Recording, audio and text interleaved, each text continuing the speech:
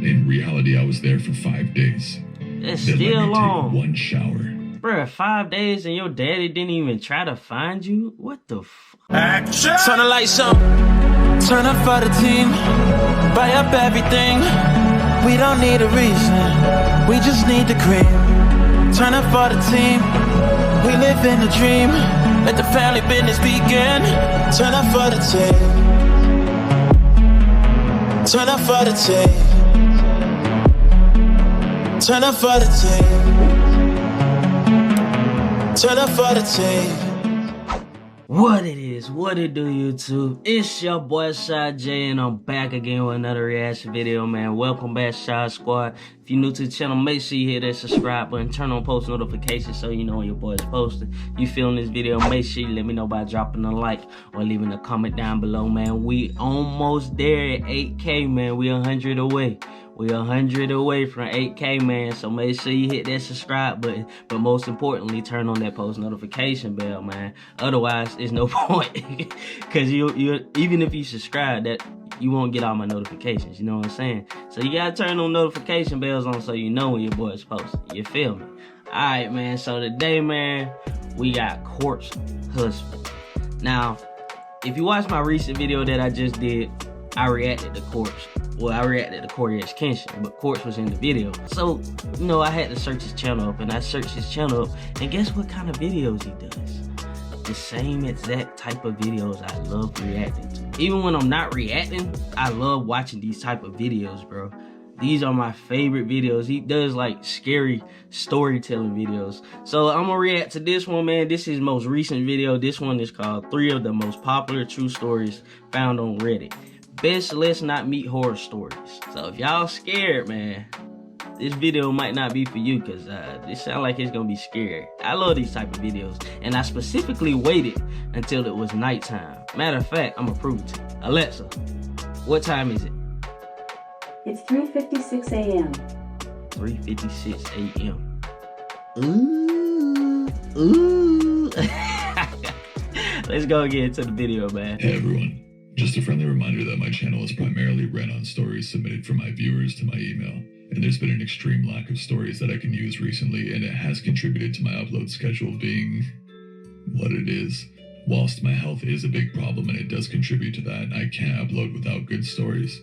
If you have a good story that you think could be usable on my channel, please email your story to corpsehstories@gmail.com, with the subject of the email being what kind. So I want to know, like, the real reason why his voice is so deep for real, though. Because somebody commented on the last video I did, and it was like, don't laugh at his voice or something. So I don't understand, like, I don't know his whole backstory. So if somebody could tell me, like, the reason why his voice is so deep, or if it's just his natural voice. Because I heard he say he has a health reason. Because I seen on one of his videos, he said, I can't remember, he said something about he was taking medications or something. So I would like to know, like, I really want to know his backstory. So y'all make sure to comment down below with that. The story it is, and also includes somewhere in the email what alias you'd like to be credited under. I only want true stories, and I do vet them, so please don't send anything otherwise. It really just wastes my time. Also, if you're new here from PewDiePie's video I was in recently, or any of the streams I've been in, welcome, and I'm really happy to have you here. Hey, well, I appreciate here are that, 3 man. of the most outvoted Let's Not Meet stories from Reddit.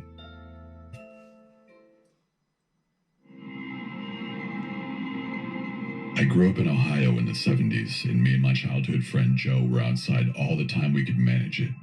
Joe lived on a farm that bordered a pretty big forest, and my parents would drop me off in the morning and we'd stay in the woods all weekend. We'd basically only come out for school. We loved pretending we were frontiersmen. We'd build shelters, traps, practice making fire with sticks, the whole 9 yards. When we got to be in high school, we got this notion to pull a Stand By Me. This was based on the movie of the same name that had just come out. The idea was that we'd walk the railroad tracks out in the country, but instead of looking for a dead body, we'd find cool bridges to fish from and camp a little ways off the tracks. I would love to actually find like an old railroad track like that.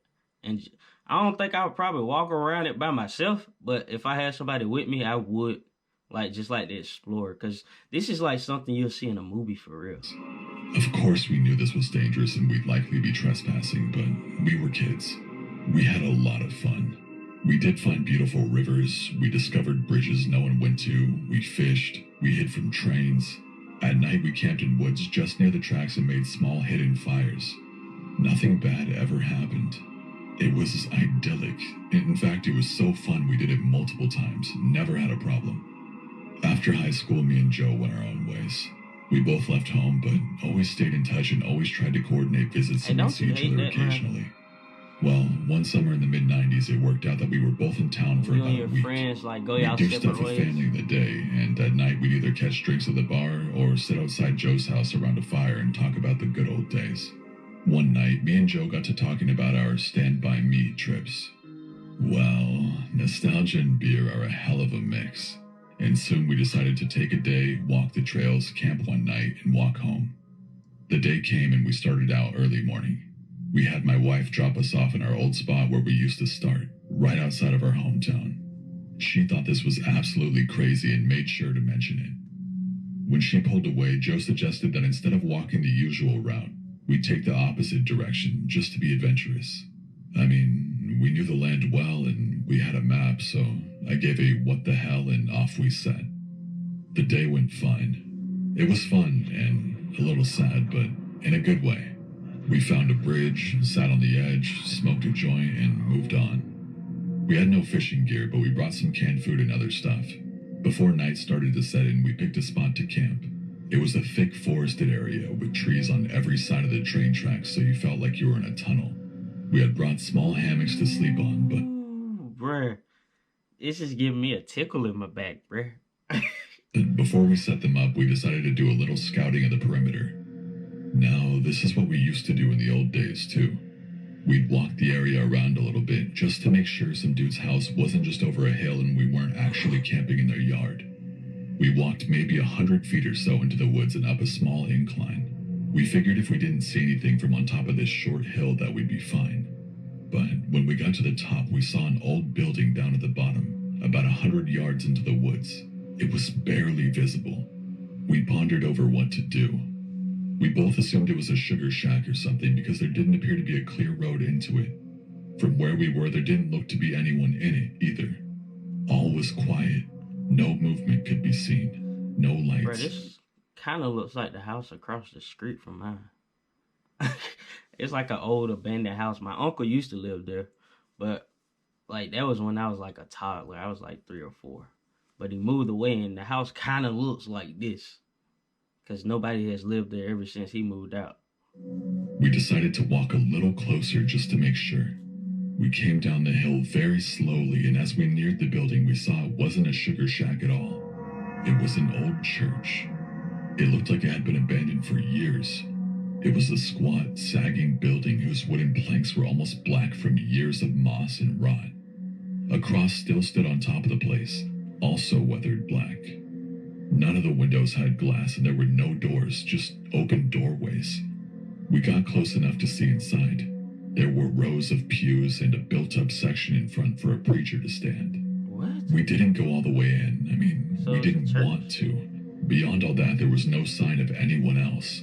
No footprints, no paths, no roads. It was an abandoned church. We left immediately and went back up the hill to our spot. That's We had creepy, bruh. Oh, bruh. I don't even like to be in my church alone now.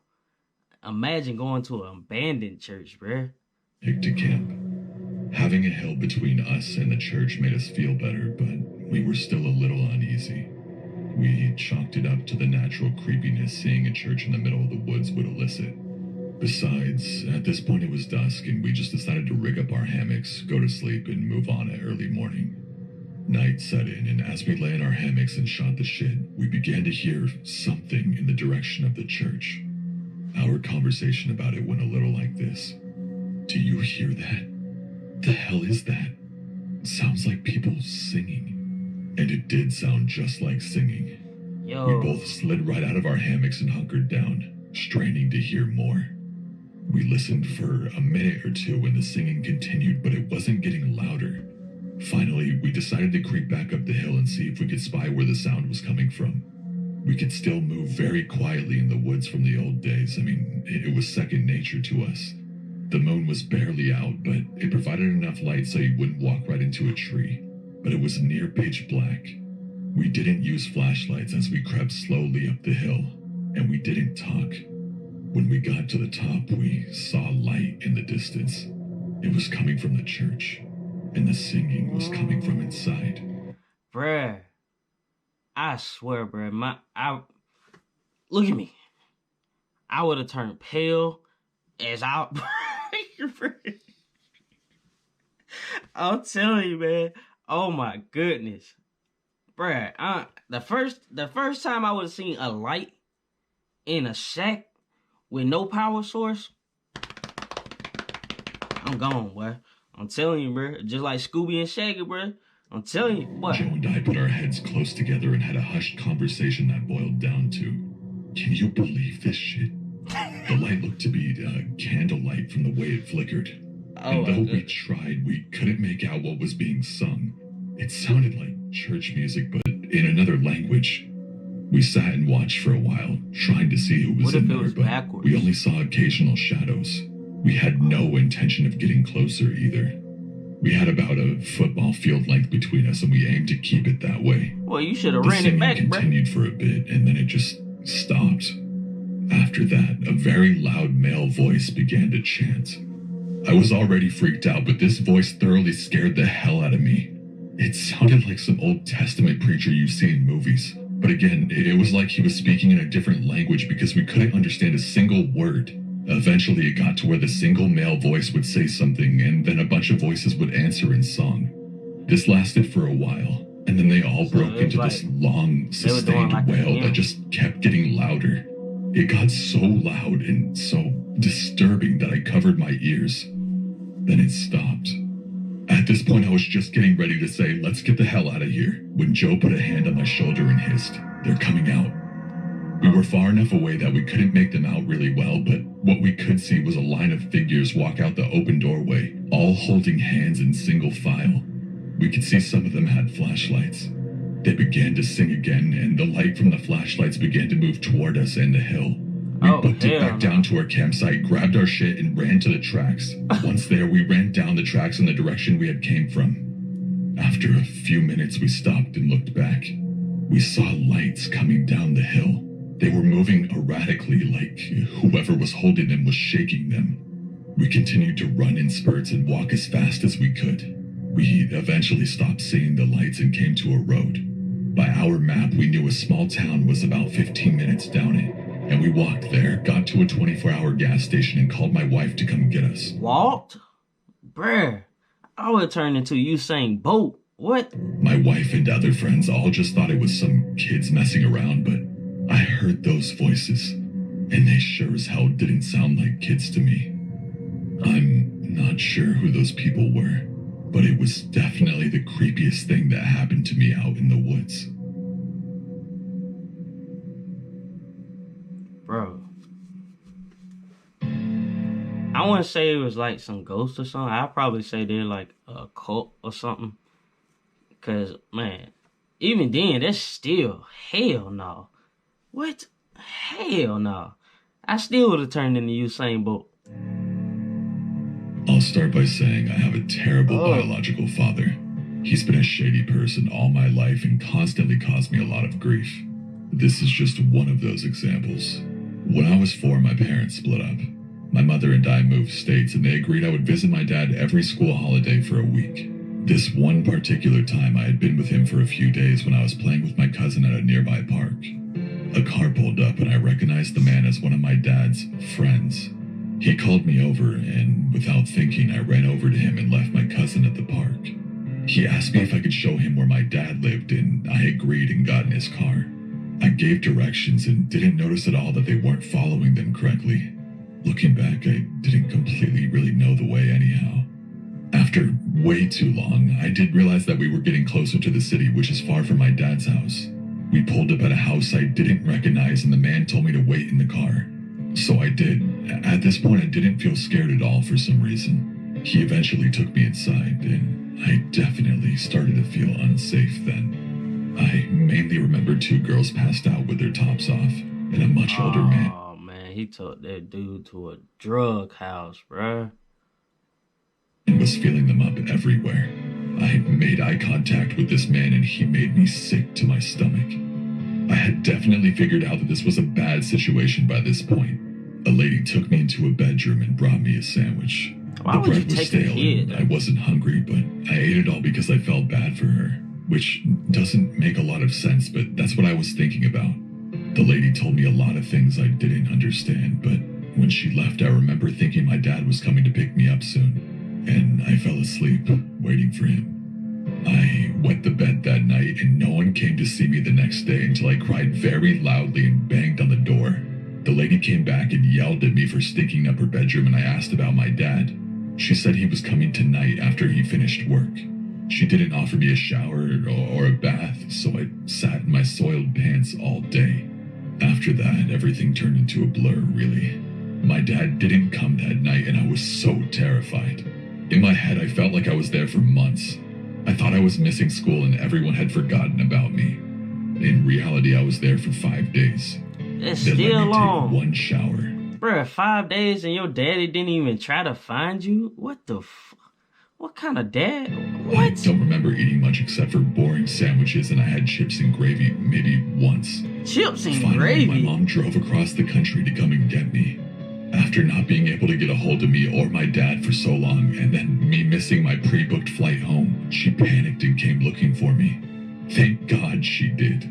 She found my dad at his girlfriend's house, methed out, completely hiding out. Turns out he owed a lot of drug money to the people who had taken me. Oh, man. Yo. That's crazy. That thought never crossed my head, bro. Bruh, that's messed up. What the Told him that they had me, but he couldn't afford it or didn't want me back, whatever it was. He didn't bother to try to get me back. My amazing mom paid his debt for him after borrowing from a lot of people, and she came to get me back. I remember when someone came into that room and told me my mom was there, and I walked out and I could smell her. It was the best feeling to feel safe again. bruh. She took me home, and I didn't see my dad again for a long time. Smell her. She never called the police. My parents' relationship was very complicated then. And You know how like when like your parents, like you can just sense your parents, bro. Like they have a distinct smell. That sounds weird, doesn't it? But man, all right. I fully understand the choices she made. Anyways, I'm definitely okay now. I've spoken about this in therapy, and I've come to terms with most of That's the things messed that I up, went bro, through for as a real. child. But still, a very messed up situation for a 4-year-old girl to have to be in. Oh my God, and it was a little girl, bro. I thought it was a little boy, bro. This a little girl, man. Oh my goodness, bro. I mean, it wouldn't have made it any difference if it was a little boy, but it like it's a little girl, bro. Around a whole bunch of drug addicts. Most of them men. No, they said 2 of them was women, but still, bro. That's To my dad's friend, the Somebody needs sandwich to lady, beat the and shit even out to my of dad daddy, bro. himself. I hope I never meet you again. bruh, for real. Somebody need, bruh. That shit just pissed me off. What the fuck? A few years ago, I was renting a house in Northern California. The neighborhood was just outside the suburbs. It seemed like the perfect balance of having space and also having nice neighbors close enough to not feel isolated. The area had no streetlights, so it was very dark at night, especially if there were clouds blocking the moonlight. It didn't bother me though. It made my little house feel even more quaint on dark nights. I got home from work one day in midwinter. It was a cloudy night, so pulling up to my house, I saw only what my headlights and front porch light illuminated. When I got out of my car, I caught a whiff of cigarette smoke. That was odd, as I had never smelled that before around that house. I didn't see anyone nearby, so I just ignored it and went inside. I had just got off a shift with a few hours overtime, so I felt pretty tired. Even though it wasn't even 7 yet, I decided to take a shower and just call it a night. I woke up sometime later, Wait. sure that I had heard of What? hours overtime, so I felt pretty tired. Even though it wasn't even 7 yet, I decided to take a shower and just call it a night. Did he mean it wasn't even 7? Cause I don't understand why you gotta be 7 to take a shower. I woke up sometime later, sure that I had heard a noise inside my house. I wasn't worried right away because my friend would sometimes stop by to use my shower after work on his way to his night classes. I even gave him a spare key so he could stop by even if I wasn't home. But he would always text me to let me know beforehand though, and I hadn't heard my phone go off. I reached over to my bedside table and picked up my cell phone to see if my friend had sent me a text. The bright light from my phone's screen and number pad blinded me. These were the days before phones had a light sensor that would dim the screen in the dark, and this particular phone was so bright I could use it as a flashlight. Through squinted eyes, I could make out that it was 9 something, but I couldn't tell if I had an unread text or not. I set my phone aside and called out my friend's name. There were a couple of seconds of silence before I heard loud footfalls as someone started running through the bottom floor of my house. I leapt out of bed and ran to the closet. They were already up the stairs by the time I had to open the door and stepped inside. The house had 3 rooms upstairs, 2 bedrooms on either side of the hallway, the one I was in and a spare, and a bathroom at the end. The bedroom doors were both locked, but the bathroom door was cracked open. I heard whoever was in my house thunder down the hallway past my door and into the bathroom. Thank God he did. That gave me just enough time to open the attic access in the ceiling of my closet and hoist myself up. I had just started to lift myself up when the person ran back out of the bathroom. My feet were barely inside of the attic when my bedroom door burst open. I heard footsteps run into my room and stop. When they didn't see me in that room, they ran back to the hallway and into the other room, which just had boxes stacked in a corner. I guess they decided that if someone were hiding, it would be my room and stop. When they didn't see me in that room, they ran back to the hallway and into the other room, which just had boxes stacked in a corner. I guess they decided that if someone were the other room or the other bedroom, because he just said the other 2 bedrooms were locked. It would be in the bedroom because they charged back into my room and turned on the light.